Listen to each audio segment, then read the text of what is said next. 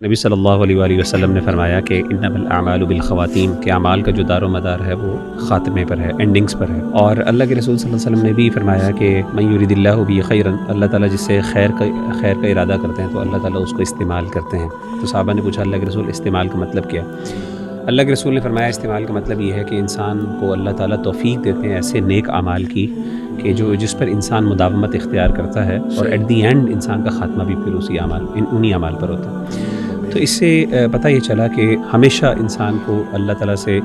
یہ حسن ظن رکھنا چاہیے کہ یہ عمل کرتے ہوئے کہ اللہ تعالیٰ مجھے اسی پر ہی خاتمہ دے۔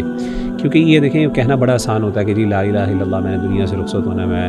جو ہے وہ بیڈ پر ہوں اور میرے آخری سانس نکل رہے ہوں گے تو میں لا الہ الا اللہ کرنا پڑھنا کون سا مشکل، میں پڑھ لوں گا۔ ایسا اصل میں یہ نصیب کی بات نہیں ہوتی، صرف اس پہ محنت بھی ہوتی ہے، اس میں محنت ہوتی ہے، اس میں مداومت ہوتی ہے۔ آپ نے پوری زندگی جس بندے کی زبان کے اوپر ہمیشہ سے لا الہ الا اللہ کے کلمات چلتے ہوں،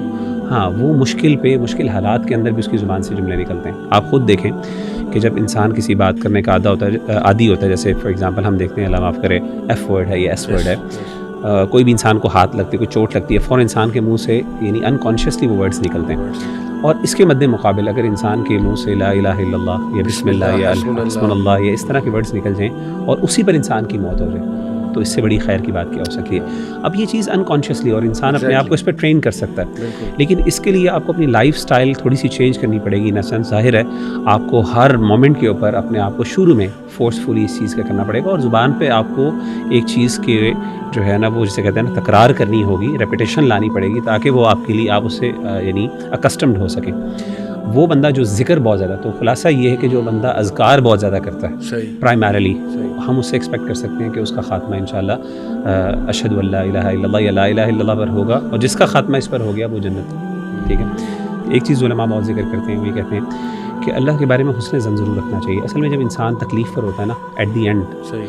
اکثر کوئی بیماری ہوتی ہے، کوئی پریشانی ہوتی ہے، مثلا اللہ معاف کرے کہ کینسر ہو گیا، کوئی ایسی مسئلے ہو گئے، تو اس وقت شیطان جو ہے وہ بہت زیادہ فائدہ اٹھاتا ہے۔ آپ دیکھیں کہ برسیسہ کا جو واقعہ ہے فار ایگزامپل، اس کے اندر بھی دیکھیں ایٹ دی اینڈ شیطان نے بڑا فائدہ اٹھایا، اس کو ہوپلیس اللہ سے نا امید کر دیا۔